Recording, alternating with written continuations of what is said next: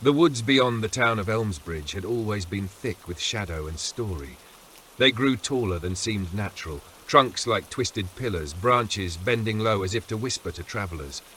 Even in summer, the ground stayed cold, the moss slick, the light diffused as though the canopy were filtering not just sun, but time. At the very edge of those woods, where the gravel road gave up and roots took over, there stood a house. The house was narrow and tall, 3 stories of sloped roof and shuttered windows.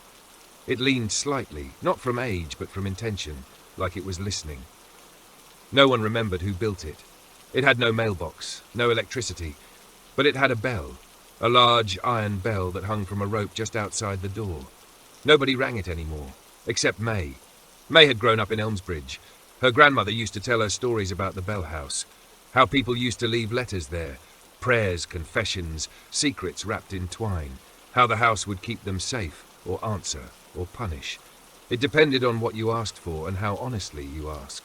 When her grandmother passed, May found one such letter in a drawer, yellowed and brittle. It was addressed simply, "To her upstairs." No postage, no date.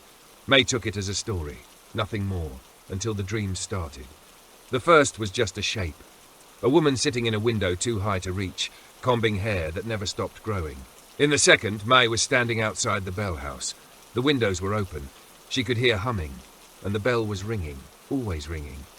She ignored them at first, wrote them down like her therapist suggested. But the dreams didn't stop. They got stronger, louder. The humming became words. The words became her own. "I'm coming." She didn't remember saying it, but the words were written in her notebook the morning she left. The walk to the woods was quiet. No birds, no insects. Even the wind had paused, waiting. The trees seemed to part for her, the roots angling away just slightly, enough to mark a path no one else could see. She found the house by instinct. It looked just as it had in her grandmother's photo album.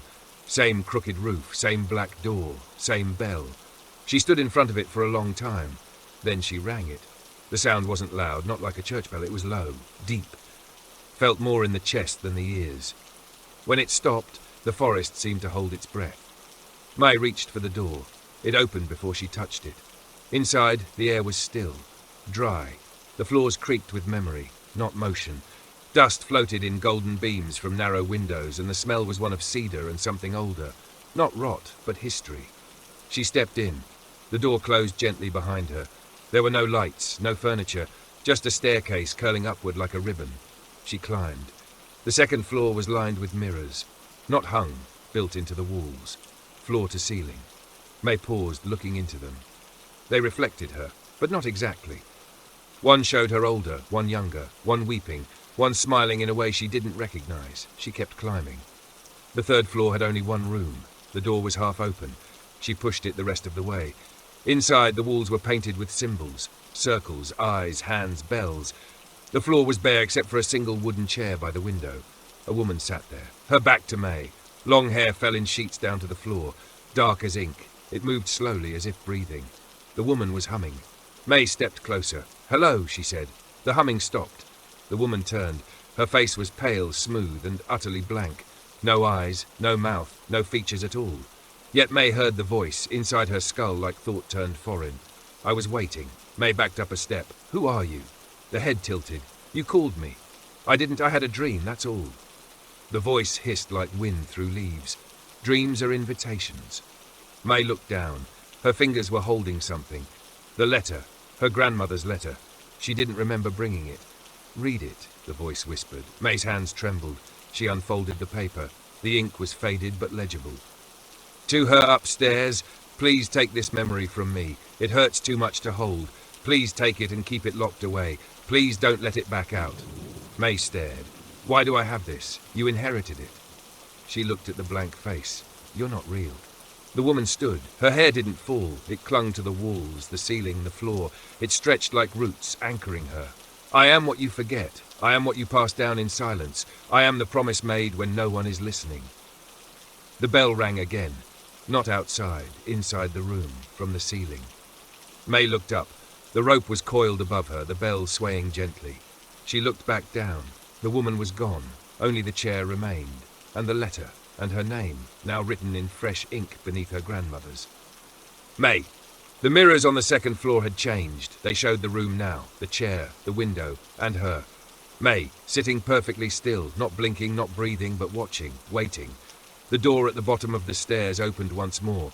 Another visitor stepped in, and far above the bell rang once, low, final, welcoming. The door creaked shut behind the visitor before they even crossed the threshold. It was a man this time, mid-30s, tired, worn down by the kind of grief that doesn't announce itself, but lives quietly in the bones. He held a slip of paper in his coat pocket, folded tight from years of handling.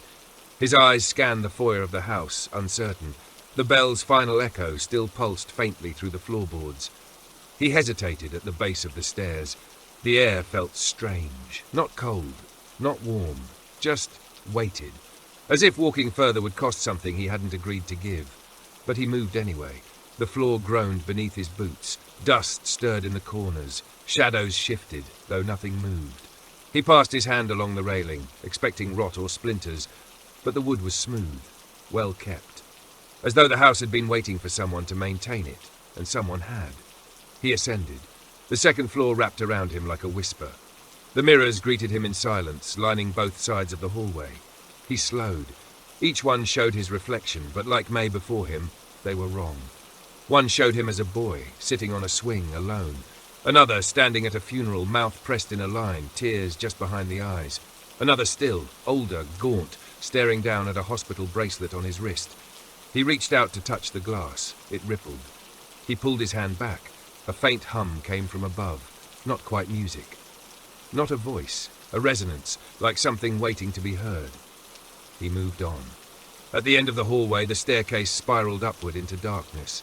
No lights, no sign of the floor above, just the faintest pull, as though the house breathed upward. He climbed. Each step felt steeper than the last. The weight of the letter in his pocket grew heavier. His chest tightened with something between dread and recognition. He reached the final floor.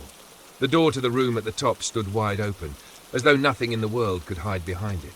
He stepped in. The window was open. Wind drifted through the room in slow, deliberate circles. The symbols on the walls pulsed faintly in the twilight. The air tasted of iron and candle wax, and the chair was occupied. May sat perfectly still, her eyes open, unblinking. Her hair had grown, impossibly long, pooled around the base of the chair like dark water. She didn't look up. He stared. "May?" he whispered. No response. Her eyes were not vacant. They were watching something he could not see. On the floor beside her sat a small pile of letters tied with twine. He took the one from his coat and added it to the stack. The twine curled on its own and bound it in place. He took a slow step back. The walls responded. A voice filled the room. Not May's. Not the woman's. Something older, woven through the wood and breath of the place. "She cannot leave," it said. He turned in a slow circle. The symbols on the wall glowed faintly now, rising and falling with some hidden rhythm. "She called us, as you have, as they all do." He clenched his fists. "I didn't come here for this." The voice sighed, low and distant. "You came for answers." He looked to May. Her lips moved, but no sound came. The mirrors began to awaken. All around the room, their surfaces brightened, showing visions, flickers of memories, both his and May's, the day they met. A rainy bus stop, a borrowed umbrella, a shared silence at the edge of a lake, a fight, her tears, his absence, the last phone call, the funeral he missed, the letter he wrote too late, still folded in his coat the day he found it. He stepped closer to the chair. "May," he whispered again, louder. Her eyes shifted, just slightly. One tear welled and slipped down her cheek. He reached for her hand. The moment their fingers touched, the mirrors shattered, not into shards, but into reflections scattering like ash in wind. The voice roared. "You are not meant to touch what is kept." The wind rushed through the room, pulling the symbols from the walls. They unraveled like thread, wrapping around his arms, his chest, his eyes. He held tighter to May's hand. "I didn't come for answers," he said. "I came for her." The house groaned, deep and low, as if deciding. The symbols coiled tighter, then stopped. Silence. May blinked. Once. The symbols dropped like ribbons to the floor, inert. Her hand curled slowly around his. The wind stopped. The mirrors darkened. She stood. He stepped back, letting go. They faced one another. May's voice came low, cracked, but steady. "You shouldn't have come." I couldn't stay away. She looked down at the pile of letters, then back at him. I was supposed to hold them. He looked around. Then let me help you carry them. A sound passed through the room, not a wind. Approval. The bell outside rang once. The symbols on the walls faded completely. May took one step forward. The chair remained behind her, empty now.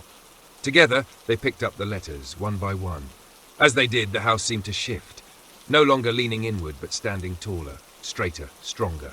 They walked down the stairs in silence, the mirrors around them now reflecting only the moment. Just them. No past, no future, no ghosts. At the bottom, the door stood open. Fog had cleared, dawn was breaking. They crossed the threshold. The woods watched them go. And far above, in the room where the keeper had once sat, the wind moved gently through the open window. The house was empty, but not silent. It was waiting, as it always had, as it always would.